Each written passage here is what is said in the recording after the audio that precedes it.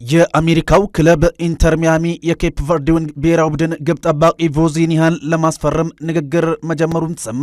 የ40 ዓመቱ ግብ ጠባቂ በዓለም ዋንጫው እጅግ ድንቅ ብቃትን ማስመልክቶን ተከትሎ በርካታ ከአውሮፓ ውጭ ያሉ ክለቦች ከፍተኛ ፍላጎት ማሳይተዋል። ግብ ጠባቂው አሁን ላይ በክለቡ ቼቭ የነበረው ኮንትራትም ተጠናቋል።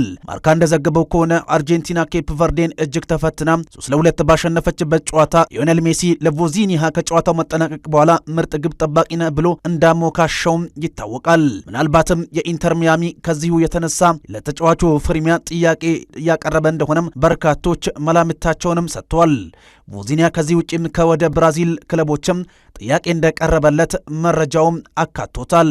ቮዚኒያ ከዚህ በኋላ ከኢንተር ሚያሚ ጋር የሚያደርገው ንግግር በተሳካ ሁኔታ እንደሚጠናቀቅም በርካቶች ቅድመ ግምታቸውን እየሰጡም ይገኛሉ። ብሩኖ ጉማሬዥ አርሰናልን መቀላቀል እንደሚፈልግ አሳወቀም። ብራዚላዊው የመሃል ሜዳ ተጫዋች ብሩኖ ጉማሬዥ ኒውካስል ዩናይትድን ለመልቀቅ ጥያቄ ማቅረቡን ዘ አትሌቲኩ ጸሐፊ ዴቪድ ኦርኔስቲን አስነብቧል። ተጫዋቹ ኒውካስል ዩናይትድን ለቆ የሰሜን ለንደኑ ክለብ አርሰናልን መቀላቀል እንደሚፈልግም ማሳወቁ የተሰማ ሲሆን አርሰናል ለዚህ ተጫዋች ዝውውርም ወደ 60 ሚሊዮን ፓውንድ የዝውውር ሂሳብ ለማቅረብም ዝግጁ መሆኑ ተሰምቷል።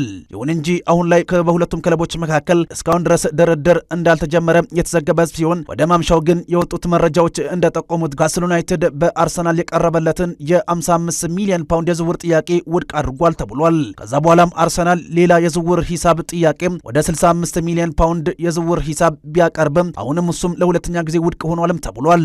ኒውካስል ዩናይትድ ለተጫዋቹ ከ65 ሚሊዮን ፓውንድ እስከ 90 ሚሊዮን ፓውንድ ባሉት መካከልም የዝውውር ሂሳብ እንደሚፈልግም ተጠቁሟል። ጉማሬዥ አርሰናልን መቀላቀል ይፈልጋል። ኒውካስል ዩናይትድ ግን የመጨረሻው ወሳኝ እንደሆነም በመረጃው ተመላክቷል።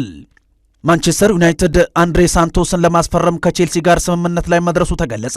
ማንቸስተር ዩናይትድ ተጫዋቹን በአጠቃላይ እስከ 50 ሚሊዮን ፓውንድ የሚደርስ የዝውውር ሂሳብ ለማስፈረምም ተስማምቷል ተብሏል። ቼልሲ ከተጫዋቹ የወደፊት ሽያጭ 10% ድርሻ እንደሚኖረውም ዘ አትሌቲክ ጠቁሞታል። ማንቸስተር ዩናይትድ 48 ሚሊዮን ፓውንድ ቋሚ የዝውውር ሂሳብ የሚያቀርብ ሲሆን 2 ሚሊዮን ፓውንዱ በቦነስ መልኩ የሚሰጥ እንደሆነ መረጃው ጠቁሟል። በአጠቃላይ ማንቸስተር ዩናይትድ ለዚህ ተጫዋች ዝውውር እስከ 50 ሚሊዮን ፓውንድ የሚያወጣ ሲሆን እስከ 2031 በሚያደርስ ኮንትራትም አንድሬ ሳንቶስን ማንቸስተር ዩናይትድ የግሉ ለማድረግ ተስማምቷልም ተብሏል።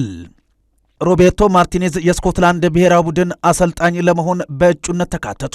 ከፖርቹጋል ብሔራዊ ቡድን በዚህኛው የዓለም ዋንጫ እስከ 16 ጥሎ ማለፍ ካቀኑ በኋላ በስፔን ብሔራዊ ቡድን 1-0 ከተሸነፉ በኋላ ከፖርቹጋል ብሔራዊ ቡድን አሰልጣኝነታቸው መሰናበታቸው ይታወቃል። ይህንን ተከትሎ ሌላኛውን ስቲቭ ክላርክን ያሰናበተው የስኮትላንድ ብሔራዊ ቡድን አሁን ላይ የፖርቹጋሉን ብሔራዊ ቡድን አሰልጣኝ ሮቤርቶ ማርቲኔዝን የብሔራዊ ቡድኑ አሰልጣኝ አድርጎ በእጩነት እንደያዛቸውም መረጃዎች ጠቁሟል።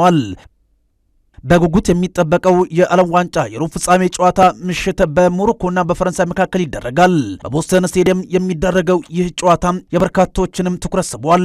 ሁለቱም አሰልጣኞች ከጨዋታው አስቀድሞ ጋዜጣዊ መግለጫ ላይ ሀሳባቸውንም ሰጥቷል።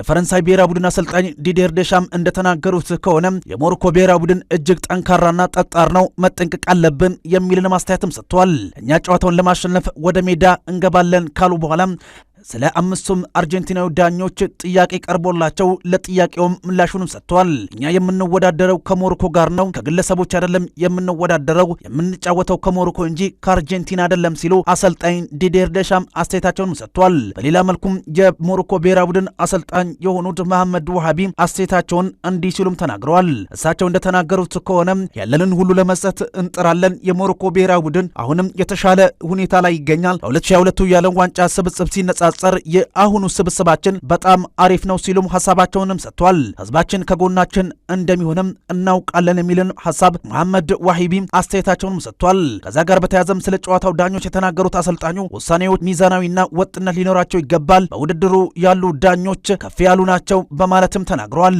ከዛ ውጪ ከዛሬው ጨዋታ ጋር በተያዘም አጥቂያቸው እስማኤል ሳይባሪም ለጨዋታው ዝግጁ አይደለም ሲሉ አስተያየታቸውንም ሰጥቷል።